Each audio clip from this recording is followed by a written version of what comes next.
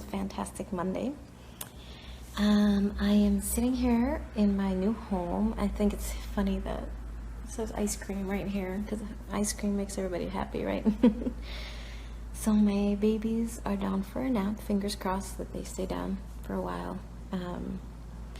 And I really felt inspired to come on and share a little bit about the actual process of how the podcast came to be.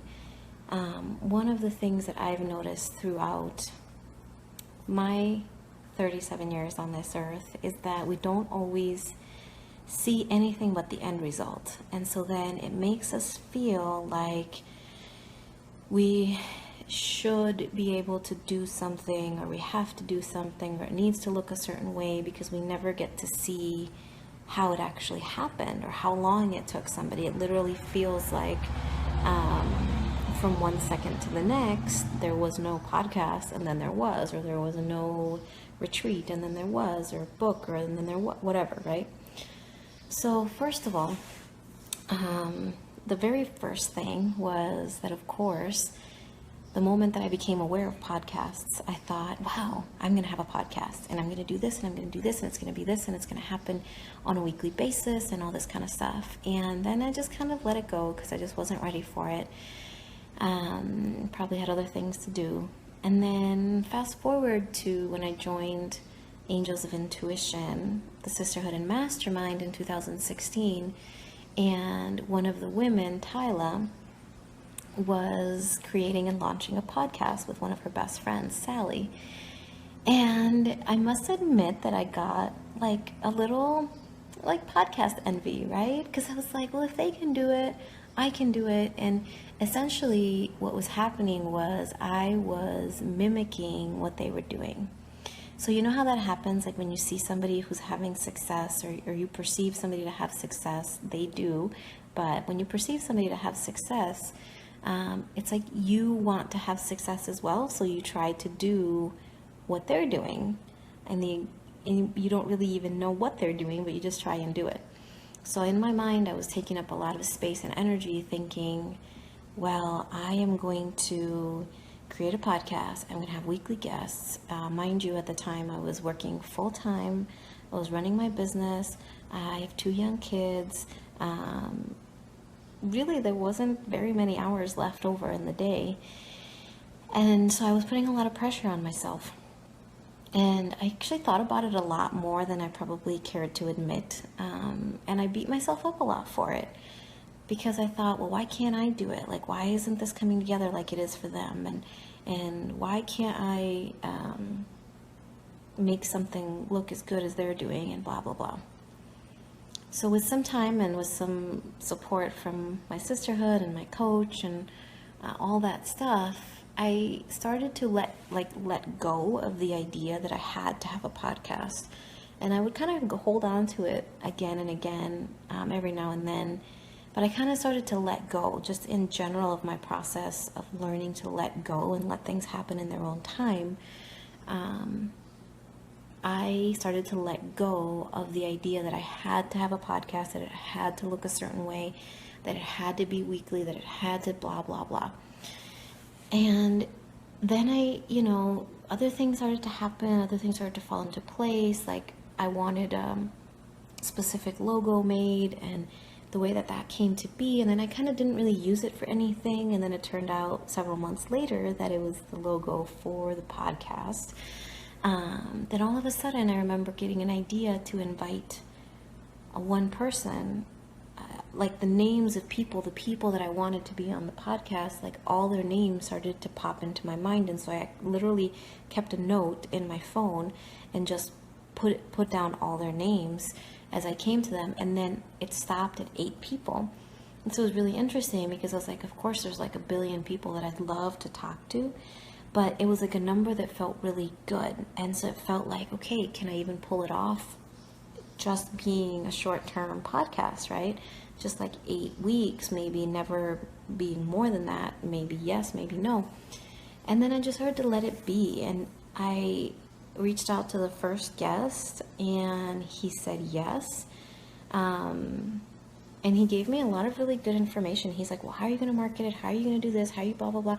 So all of them, my wheels started turning. And then I started to understand that, again, I was like gripping and trying to hold on to something that I had no control over. And so then I started scheduling the podcast guests, and I thought that I was going to be done, that I was going to do the podcasts in June, and we'd be ready to launch in July, and it would be fantastic. And then nobody was scheduling. The first person didn't schedule until the end of June, the very last day of June, actually. And then that first day, I had 3 people scheduled. And I get all ready for the first one. I learn how to use the system. My dear friend Sally, who's one of the hostesses of A Year Ago Today podcast,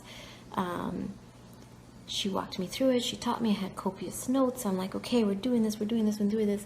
And then we get to record, and the guest could hear me, but I could not hear her.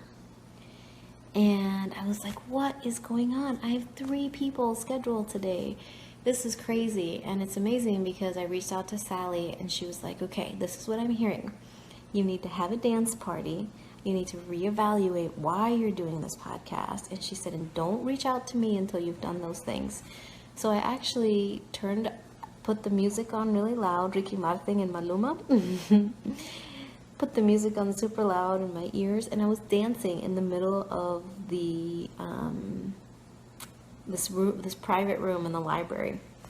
And I remember connecting and just asking the question, what is the heart of my podcast? And very clearly I heard, it's not about you, it's about your guests. It's about showcasing your guests. It's about hearing their story and portraying their story in the best light possible.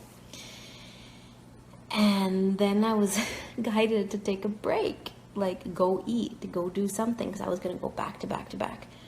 And then the second episode, who was actually the very first person that I had reached out to, I take that back. So there was one person that had to cancel. So that would have been the first episode, had to cancel. Then the day that I had 3, that person couldn't hear me.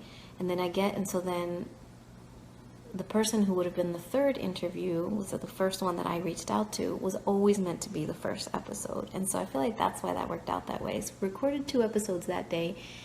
We had some technical issues. I remember recording Philly D's episode, and towards the end of it, the batteries in his headphones died, so he couldn't hear me. I could hear him, and he could still record. So I was like typing the questions by the chat, and then he would respond, and then the amazing sound editor pieced it all together.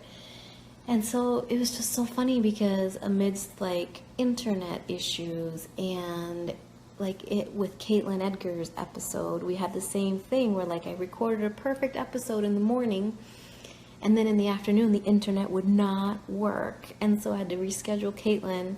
And it was funny because it's like her episode came out so beautifully that I know that it was for a reason, right? And I remember having a conversation with Sally, and A Year Ago Today podcast has about almost 50 episodes. And she said, out of the 50 episodes, we've had technical issues with maybe 1 or 2 of them, maybe 3, she said, so I really don't anticipate you having a problem. Well, let me tell you, every single episode I recorded had a technical issue, and some of them I like literally just had to pray that the sound quality would end up right, would end up audible on the other end. I remember recording Morgan Hamill's episode, and then at the end, that one got like cut off at one point, and we had to start over again, or pick up from there, but start a new recording.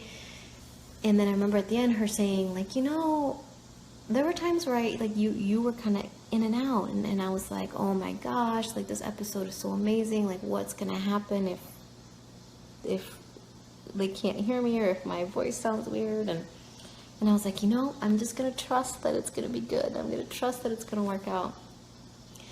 And it did. And the reason why I'm sharing all of this is because so often we think that it's just super easy and super seamless and flawless, and one of the episodes, the platform just cut off the last 3 minutes of it, so my sound editor worked as magic and made it flow so it didn't sound like it just like abruptly ended. And the thing, you just gotta laugh and you gotta go with the flow, and you gotta realize that it's all part of the creation process, and it's all here to guide us and teach us something. And when you can do that, it just makes the whole thing that much sweeter.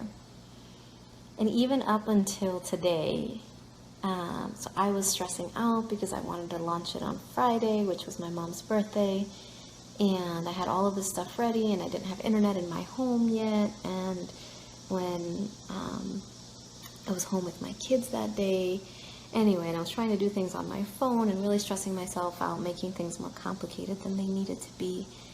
And then I just, like, not very gracefully tried to let it go, but I still had it on my mind. And anyway, and then it turns out that I post everything and get it out there, and then the link doesn't work for some reason because iTunes had hidden it, and I couldn't figure out how to unhide it. And then I was trying to do it on my phone, and that didn't work. And I just was like stressing about the whole thing. And then last night I was like, I'm just gonna go to bed. I'm gonna let it go. And then this morning, one of my dear sister friends told me that you can use your phone as a hotspot, and I had no idea that you could do that. And so I did that and was able to unhide the episode on my computer. And then I was like getting a couple beautiful souls to test it for me to make sure that it worked. And so, you got to take it all in stride, right? But I wanted to share all of that with you guys, not to intimidate you, not to make you think that you can't have a podcast if that's something that you want, or anything else, but to show you that,